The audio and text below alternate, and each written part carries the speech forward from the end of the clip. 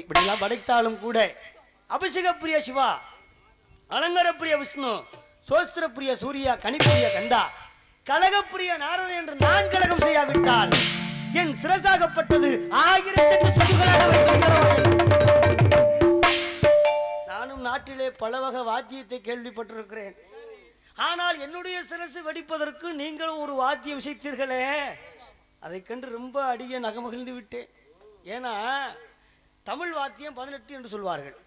அது என்னென்ன அப்படின்னா, சம்பரம் வெகு சங்கு பம்பம்பன, தம் தம் தமாதம்மன, சரிகம பதனி முறை சாரங்கம் சுரம்பத்து ராராரி, தரிகுஜம் தரிதாவன தடமுரசு மல்லாரி, டம டம டமாடம்மன, தட தட தடா தடன்ன, கும்ப குடமளவு திம்ததக்க கும் கும் குமா கும்மன, கூறு கனக தப்பு தந்தப்பு தந்தப்பு கொண்டுடுடுடுவன, குழல்கள் சின்னம் தித்திதி தித்திதி கூகுவன, பண்பு ஒரு கற்பரை பனப்பன பனார்பன, ஜனச்சன ஜனார்ச்சன, பட்டு சேகண்டி கிங்கு நீர் கிணீர் கிணீர் கிங்கு நீர் கிணீர் கிணீர், பாகுங்கு சீகுங்கு பள்ளிய முழங்க, மாமரைகள் சேவன, பாவலர்கள் வாலிபாட, நம்பும் அடியார்கள் சிவசிவா சிவாவென, நாட்டு செய்யெல்லாம் விளங்கும் நந்துளவு முந்துபல நீடு நற்பரங்கரியில் மேவும் அந்த ஞான பண்டிதன் மோன சடாச்சரனுக்கும் நடந்த திருமணத்திலே தமிழ் வாத்தியத்தை அடியேன் கேள்விப்பட்டிருக்கிறேன்.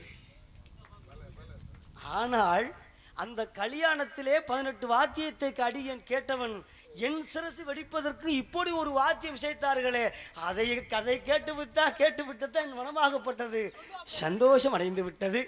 இருந்தாலும் கலகம் செய்ய வேண்டும். அதற்கு முன்பே தந்தையாகப்பட்டவர் 4 பேரை படைத்தார். எதற்காக அப்படி என்றால், என் தந்தை படைக்கக்கூடிய தொழிலுக்கு உதவி செய்யும்படி படைத்தார். இந்த 4 பேர்களும் ஜனகர், ஜனத்தனர், ஜனத்குமாரர், ஜனாகர் என்று சொல்லக்கூடிய 4 பேரை படைத்தார். இந்த 4 பேர்களும் சொல்லுக்க கமல் சென்று விட்டார்கள். என் தந்தை மறுபடியும் படைக்க ஆரம்பித்தார்.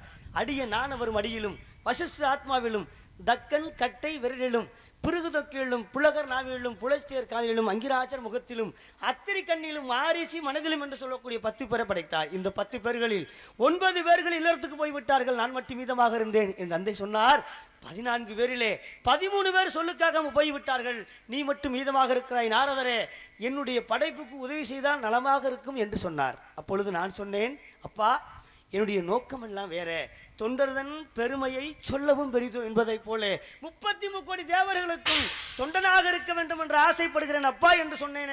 சொன்ன உடனே எங்க அப்பாவுக்கு கோபம் வந்து விட்டது பிரம்மனுக்கு. உடனே என் சொல்லை யாருமே கேட்காமல் போனதனாலே, நீயாவது கேட்பாய் என்று நினைத்தேன், நீயும் கேட்கவில்லை. நீ நினைத்த பதவி அடைய வேண்டும் என்றால் 3 பிறவி பிறக்க வேண்டும் என்று சொன்னார். துன்பப்பட்டு துயரப்பட்டு பிறகு நீ நினைத்த பதவி அடைவாய் என்று சாபம் கொடுத்தார். அந்த சாபத்தின்படி முதல் பிறவி கந்தர்வலோகத்திலே உபகருவன் என்ற நாமத்தோடு வாழுகின்ற பொழுது அங்குதான் சித்தரதன் என்று சொல்லக்கூடிய அவனுடைய மகளை 52 மனைவியை திருமணம் செய்தேன். அலம்புஷா, அபரிசிதா, அலங்கநந்தினி, இரம்பிய, இந்துலேதா, அனுசவி, வசந்தசேனா, வாலந்திகா, அமிர்தபாசானி, வைசாலி, தேவிகா, குந்தலதேவி, கர்மவர்த்தினி, சுகந்திகா, மதசா, பிரியமதி, சுவேதாங்கனி, சுயபகசனி, புதுமேரகை, பிருகல்லா, சலசா, சவுகந்திகா, தேவமந்திரா, திருலோகத்திலகா, சைந்திசேனா, மாயாவதி, சுதாமதி, நிவேதா, குக்மிரகா, பிரித்திமதி, பிரித்திகை, திருதச்சனா, சுப்ரதிவியா, தன்யமாலினி, வித்மானி, சுபனா, வபுசார், தமைந்தி, பிரபா, உமாபதி என்று சொல்லக்கூடிய 52 மனைவியை திருமணம் செய்தேன். 52 மனைவியை திருமணம் செய்தவன் சும்மா இருக்க கூடாதா? கிளி போல பொண்டாட்டி இருந்தாலும் குரங்கு போல ஒரு வப்பாட்டி வேணும்ல. எனக்கு அந்த மாதிரி வப்பாட்டி வைக்கிற தோணு என்ன வந்துருச்சு. ஏன்னா ஆசிரமத்தில் பாடுகின்ற பொழுது, பிரம சிஸ்டர் என்று சொல்லக்கூடிய அவருடைய ஆசிரமத்தில் பாடுகின்ற பொழுது அவருடைய மகை என்னை நோக்கினாள், அவளை நோக்கினேன். சிக்கல் உண்டாயிருச்சா? ஆணும் பெண்ணும் நோக்கினால் காதல் தானே வரும். அதனாலதான் ராமனாகப்பட்டவன் என்னரும் நலத்தினில் இளையோ நின்றொளி, கண்ணோடு கண்ணினை கவி ஒன்றை ஒன்று, உண்ணவும் நிலை பெறாது உணவு ஒன்றிட, அன்னவனும் நோக்கினான் அவளும் நோக்கினாள். ராமனும் சீதையும் நோக்குகின்ற பொழுது காதல் வந்தது.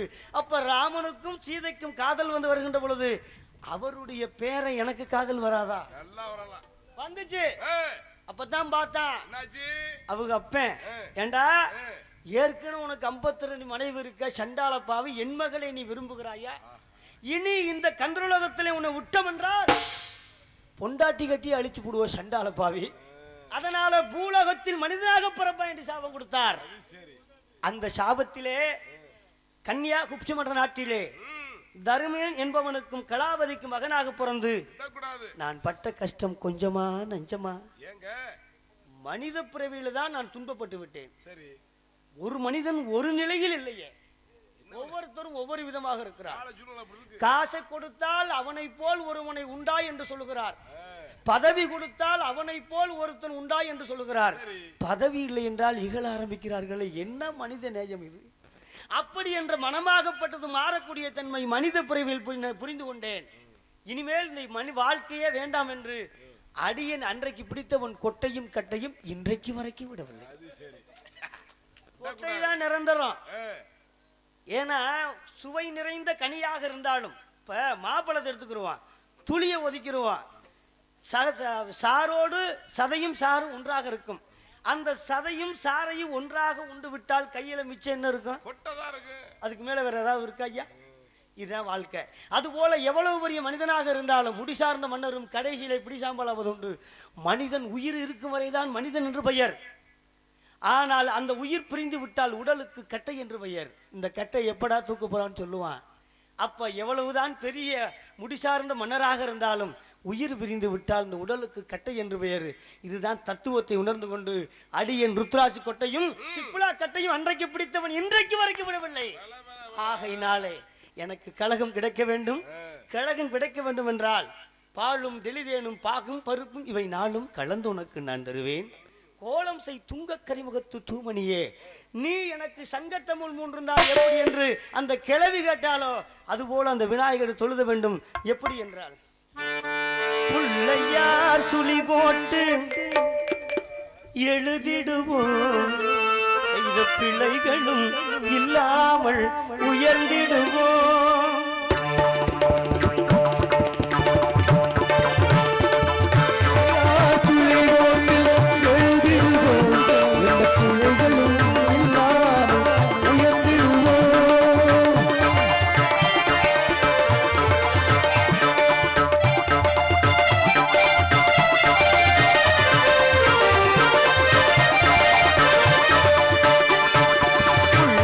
எழுதிடுவோம்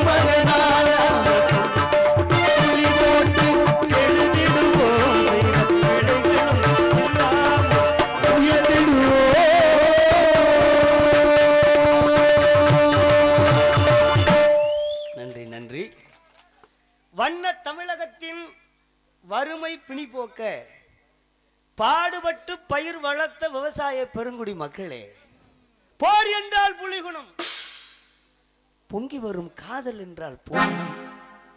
உலகெங்கும் ஒரே இனம், அதுதான் நம் மனித இனம் என்கின்ற உண்மையை உணர்ந்த இளைய தலைமுறைகளே, இந்நாட்டு எதிர்கால மன்னர்களே, துரத்தி வரும் புலியை முரத்தினால் அடித்து துரத்திய வீர மங்கையர்களே, இன்றைக்கு அந்த முரத்தை கூட தூக்க முடியாமல் குப்பரப்படுத்திருக்கின்ற எனதருமை தாய்மார்களே, பாமரர்களே, பக்தியாளர்களே, பண்டிதர்களே, உங்கள் அனைவருக்கும் எங்களது நாடக கலைக்குழுவின் சார்பாக நன்றி நன்றி நன்றி கடந்த வணக்கம். ஆயக்கலை 64லும் நாடகக்கலையே தலை சிறந்த கலை என்பார்கள் சான்றோர்கள். காரணம், பாட்டு வேண்டுமென்றால் கச்சேரி வைக்க வேண்டும், 3 லட்சம் ரூபாய் செலவழிக்கணும். ஆட்டத்தை பார்க்க வேண்டுமென்றால் ஆடல் பாடல் என்று சொல்லக்கூடிய கச்சேரி வைக்க வேண்டும், அதற்கு 5 லட்சம் ரூபாய் செலவழிக்க வேண்டும். உதாரணமாக சொல்லுகிறேன், நான் குறை சொல்லவில்லை. பட்டிமன்றம் கேட்க வேண்டும் என்றால் 1 லட்சம் ரூபாய்க்கு குறையாம போட முடியாது. இதெல்லாம் தனித்தனியாக நமக்கு காட்டக்கூடியது, காட்சி காட்டக்கூடியது. பாட்டு தனியா இருக்கும், பேச்சு தனியா இருக்கும், அதே போல ஆடல் தனியாக இருக்கும். இது மூணையுமே ஒரு இடத்துல பார்க்கக்கூடிய ஒரே கலை எது என்றால் எங்களுடைய நாடக கலை. ஒருவனே பாடி, ஒருவனே பேசி, ஒருவனே நடித்து காட்ட வேண்டும். அப்பேற்பட்ட கலையில் நாங்கள் வந்து விட்டோம். நாங்கள் செய்கின்ற தொழிலில் குற்றம் இருக்காது, குறை காண முடியாது என்று சொல்வதற்கு என் உள்ளத்திற்கு திராணி இல்லை. குற்றம் இருக்கத்தான் செய்யும், குறை இருக்கத்தான் செய்யும். அப்படி குற்றங்கள் ஏது உங்களுக்கு குணம் நாடி குற்றம் நாடி அவற்றுள் மிகை நாடி மிக்க குழல் என்பதை போல் குணம் என்பதை கை கொண்டு இந்த அவையின் வரவை நீங்கள் அமைதியாக காத்து கொடுத்தால் என்னால் முடிந்ததை செய்து காட்டி உங்கள் அனைவரையும் மகிழ்விப்பேன் என்கின்ற வேண்டுகோளை முன்வைத்து என் கதைக்கு செல்லுகின்றேன். நாராயணா நாராயணா நாராயணா. வந்தனம் பல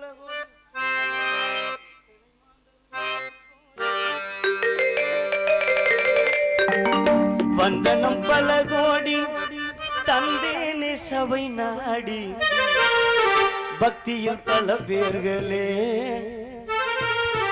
முருகா ஜெய மாதவா சித்தியில் சில பேர்களே.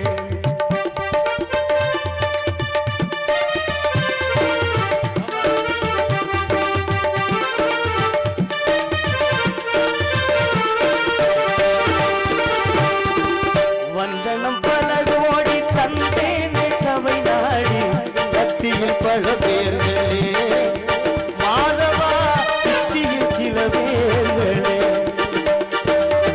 நல்லவர் நிறைந்திருக்கும் சபைதனில் நான் வந்தேன், சபைதனில் நான் வந்தேன். நல்லவர் நிறைந்திருக்கும் சபைதனில் நான் வந்தேன். நாடகம் நீ பாரையா ஐயா, நாடகம் நீ பாரையா. வந்தனம் பரதோடி தந்தேனே சபை நாடி, பக்தியில் பல பேர்களே, முருகா சித்தியில் சில பேர்களே.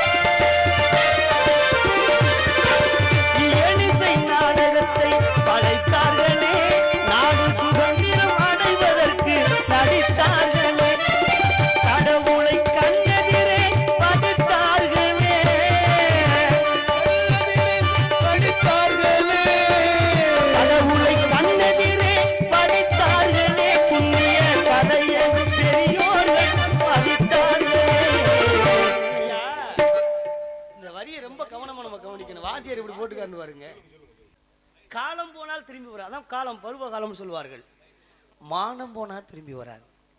இது மூன்றும் போய்விட்டால் மறுபடியும் வராது. ஆகையினாலே மனிதனுக்கு மான முக்கியம்.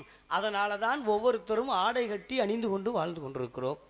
ஆகையினால் அந்த மானத்தை காக்கக்கூடிய ஆடையை அன்பளிப்பளித்து எங்களுக்கு பெருமை சேர்த்த ஊர் பொதுமக்களுக்கு எனது சார்பாகவும் எங்களது நாடக கலைக்குழுவின் சார்பாகவும் நன்றி நன்றி நன்றி கடந்த வணக்கம். இயலிசை நாடகத்தை படைத்தார்களே, நாடு சுதந்திரம் அடைவதற்கு நடித்தார்களே, 1000 கலை நாட்டிலே வரட்டும், எத்தனையோ கலைகள் வந்து கொண்டிருக்கிறது. ஆனால் அந்த கலைக்கெல்லாம் இல்லாத பெருமை நாடக கலைக்கு உண்டுன்னா ஏன் தெரியுமா? ஒரு சின்ன ஒரு கதை மட்டும் சொல்லி நான் பாட்ட ஆரம்பிக்கிறேன். அண்ணன் மாதிரி அருமையான பெட்டிக்கார் காதர் பாஷா என்று சொல்லக்கூடிய ஒரு ஹார்மோனி வாசிக்கக்கூடியவர் இருந்தார். அவர் வெள்ளையர்களை திருச்சிக்காரு, வெள்ளையர்களை எதிர்த்தே பாடுவது மேடையிலே. இப்படி பாடுகின்ற பொழுது பாருங்க, இந்த இருப்பார்ல ஜாக்சன் துரை வெள்ளையர்கிட்ட போய் சொல்றாங்க, ஐயா வெள்ளைக்காரன் நம்மளை பற்றி ரொம்ப கேவலமாக கூத்தாடி வாரினான், அவனை எப்படியாவது உள்ளே பிடிச்சி போட்டு தூக்கிலிடணும், அவன் பெரிய சேட்டை பிடிச்சவனா இருக்கு ஐயா அப்படின்னு சொன்ன உடனே, அதே மாதிரி சேலத்தில் ஒரு கொலை நடக்கிறது. அந்த கொலை இவர் செய்ததாக சொல்லி பொய் வழக்கு போட்டு உள்ளே போட்டாச்சு. எதுக்குள்ள? செயலுக்குள்ளே அடைச்சாச்சு, சிறைக்குள்ளே அடைச்சாச்சு. அடைச்சா பாருங்க, நீதிபதியிடம் போகிறது. நீதிபதி தீர்ப்பு கொடுத்துட்டாரு, தூக்கு தண்டனை கொடுத்து விட்டார். தூக்கு தண்டனை கொடுத்த உடனே அவர் தூக்கு தண்டனைக்கு போகின்ற பொழுது கேட்பாங்க, ஒரு தூக்கு கதியை கேட்பாங்க, உங்களுக்கு கடைசியில் என்ன ஆசை இருக்கிறது? அந்த ஆசையை நிறைவேற்றி தான் தூக்கில் போடுவாங்க. அப்போ கேட்கின்ற பொழுது என்ன சொல்கிறாரு, ஐயா வேற ஒன்றும் இல்லை, நான் கூத்தாடி நாடகக்காரன், கூத்தாடுவதும் குண்டியை நெளிப்பதும் ஆத்தம் ஆட்டாதவன் செய்யறது அந்த காலத்தில் ஒரு பழமொழி. சரி, அது ஒரு பக்கம் இருக்கட்டும், அது பெரிய கதை. ஆகையினாலே நான் பாடக்கூடிய ஒரு ஹார்மோனியை வாசிக்கிறவங்க, நான் ஹார்மோனியத்தை பார்த்து ரொம்ப நாள் ஆகி போச்சு, வாத்தியம் செய்து ரொம்ப நாள் ஆகி போச்சு. அதனாலே ஒரு வட்டம் நான் வாசித்து அதை பாடினதுக்கு பிறகு என்னை தூக்கிலிடுங்கள் என்று சொல்ல, அப்பொழுது பாருங்க அதே மாதிரி அழகான ஹார்மோனியை பற்றி கொண்டாந்து கொடுக்குறாங்க. வாசிக்கிறாரு. வாசிக்க அந்த நேரம் கடந்து விட்டது. அந்த எந்த நேரத்தில் தூக்கில் போடணுமோ அந்த நேரம் கடந்து விட்டது. இந்த செய்தியை சொன்னவுடனே அப்போ நேரம் கடந்துட்டா மறுபடியும் போடக்கூடாது, மறுபடியும் நீதிமன்றத்தில் ஆசர்படுத்தி பிறகுதான் அதை மறுநாள் தான் அதை செய்யணும். அப்போ கேட்ட உடனே என்ன ஆயிடுச்சுன்னா, நீதிபதி மறுநாள் நீதிபதியிடம் போகிறார்கள். கைதியை கொண்டு போகிறாங்க. அந்த கைதியை பார்த்து கேட்குறாரு, அதிகாரியை பார்த்து, ஏப்பா நேற்றே போடக்கூடிய இந்த தூக்கில் போடக்கூடிய கைதி இன்னும் உயிரோடு இருக்கிறானே, என்ன காரணம்னு கேட்க, அப்பொழுது அதிகாரி, அந்த காலத்து அதிகாரி சொல்லியிருக்காரு, ஐயா ஒரு பாட்டு பாடினாரு, பட்டி வச்சே பாட்டு பாடினாரு, அதை கேட்டு நாங்கள் மெய் மறந்துட்டோம், அதனால் தூக்கிலிட முடியல அப்படின்னு சொல்ல நேரம் போயிடுச்சுங்க ஐயா. அவருக்கு அந்த சந்தேகம் வந்துருச்சு. யாருக்கு? நீதிபதிக்கு. ஒருவேளை காசை வாங்கிட்டு தான் இப்படி சொல்கிறாங்களே, என்னன்னு தெரியலையே அப்படின்னு நினச்சிக்கிட்டு அவர் சோதிக்க நினைக்கிறாரு. நீங்கள் சொல்கிறது உண்மையாக இருந்தால் பெட்டியை கொண்டு வாங்க, ஹார்மோனிய பெட்டியை பார்க்கலாம், வாசிக்கிறத கேட்கலாம் அப்படி என்று சொல்ல, அவர் ஹார்மோனியை பெட்டி எடுத்து வாசிக்கிறார்.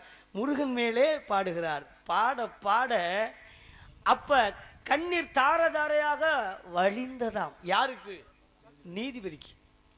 நீதிபதிக்கு தாரதாரையா மன உருக அவன் பாடிய உடனே கண்ணீர் மல்க, அன்பிற்கு உண்டோ அடைக்கும் தாள் ஆர்வலர் புன்கண்ணீர் பூசல் தரும் என்பதை போல மன உருக அழுதான்ல, அழுத உடனே தெரிஞ்சுக்கிட்டான், ஒரு காலமும் இவன் மற்றவன் மன உருக பாடக்கூடியவன் இந்த நாடகக்காரன் ஒருபோதும் குற்றம் செய்திருக்க மாட்டான், இவன் நீதிபதி என்று, இவன் தான் நீதியானவன் என்று விடுதலை செய்த ஒரே கலை எதென்றால் எங்கள் நாடக கலை. அதனால தான் அரசாங்கம் எந்த கலைக்கும் முக்கியத்துவம் கொடுக்காத எங்கள் நாடக கலைக்கு கொடுப்பது காரணம். எல்லா கலையும் தடை போட்டு இருந்தது ஒரு நேரத்திலே, எங்கள் நாடக கலையை தடை போட்டிருக்கிறதா? ஏன் அப்படின்னா, நாடகம் ரொம்ப புண்ணியமானது. நடிப்பவருக்கும் ரசிப்பவருக்கும் நட்பு இருக்க வேண்டும். நல்ல தமிழ் சொல்லாலே அன்பை வளர்க்கணும். தமிழால் சொல்லி அன்பை வளர்த்த கலை இந்த நாடக கலை. ஆகையினாலே இந்த கலையில் நான் செய்கின்ற தொழிலில் குற்றம் இருக்காது, குறை காண முடியாது அப்படி என்று சொல்வதற்கு உள்ளத்திற்கு திராண இல்லை. அப்படி குற்றம் இருந்தால் என்னிடம் சொல்லுங்கள், நான் திருத்திக் கொள்கிறேன். உங்கள் மனம் நிறைவாக இருந்து விட்டால் பிறரிடம் சொல்லுங்கள், நான் உயர்கிறேன். இப்பொழுது என் பாடலை தொடங்குகின்ற நாராயணன் நாடகத்தை படைத்தார்களே, நாடகத்தை படைத்தார்களே, நாடு சுதந்திரம் அடைவதற்கு நடித்தார்களே, கடவுளை கண்டெதிரே படித்தார்களே, படித்தார்களே,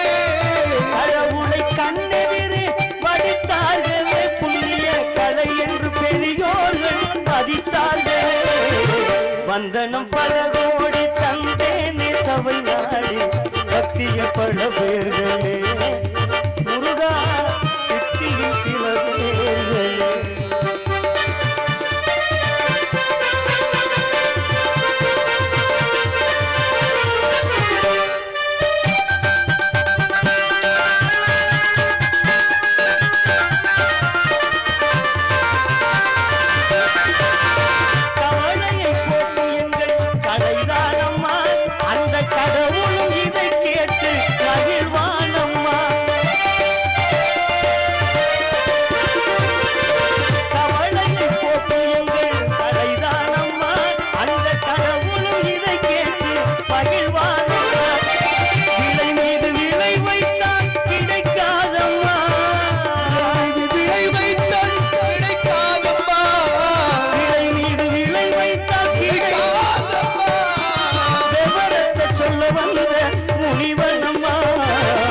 வந்தனம் பல கோடி தந்தேனே சபை நாடி பக்திய பல பேர்களே மாறவா சித்தியில் சில பேர்களே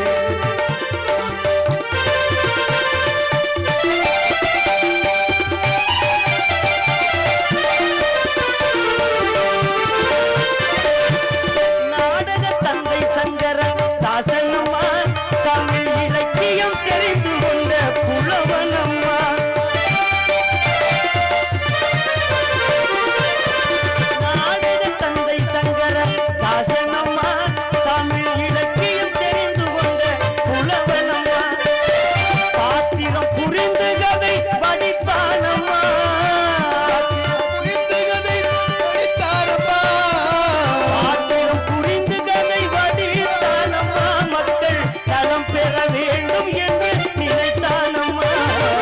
வந்தனம் பல கோடி தந்தேனே சபை நாடி பக்திய பல பேர்களே மாதவா சித்தியின் சில பேர்களே முருகா மாதவா முருகா மாதவா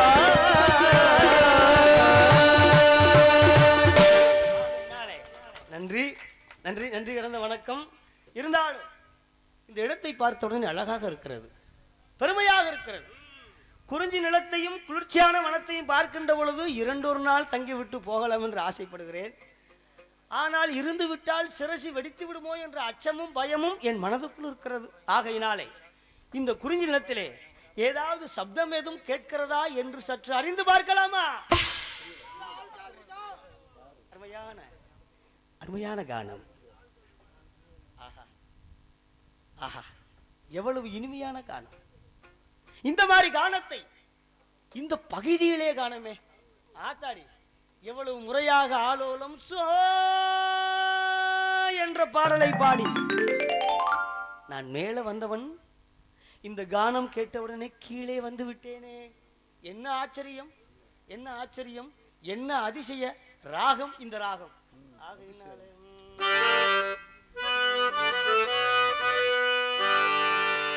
அதிசய ராகம் ஆனந்த ராகம் அழகிய ராகம் அபூர்வ ராகம்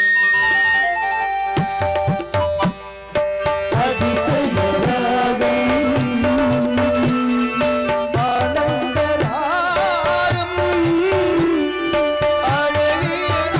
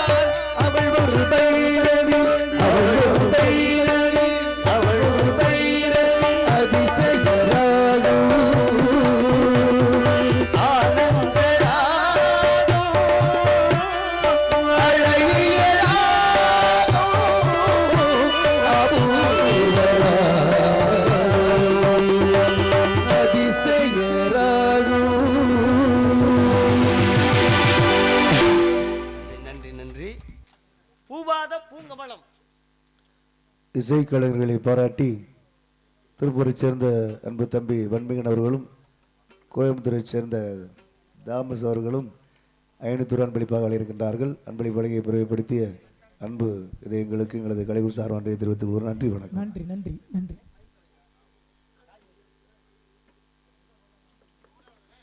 மயக்கவயல் ராஜேந்திரன் அண்ணா அவர்கள், மெக்கவயல் ராஜேந்திரன் அண்ணா அவர்கள் என்னை பாராட்டி ரூபாய் 500 அன்பளிப்படுத்தியிருக்கின்றார். அன்னார் அவர்களுக்கு நன்றி நன்றி நன்றி கடந்த வணக்கம். அவருடைய விருப்பத்திற்காக ஒரு மூடன்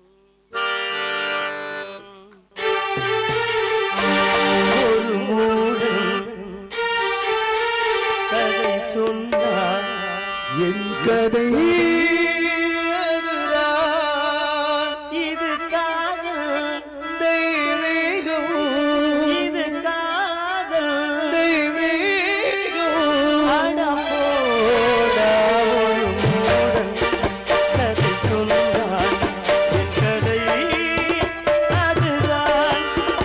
இது காதல் தெய்வீகம், இது காதல் தெய்வீகம். அடமோடா ஒரு மூடன் கதை சொன்னார் என் கதை அதுதான்.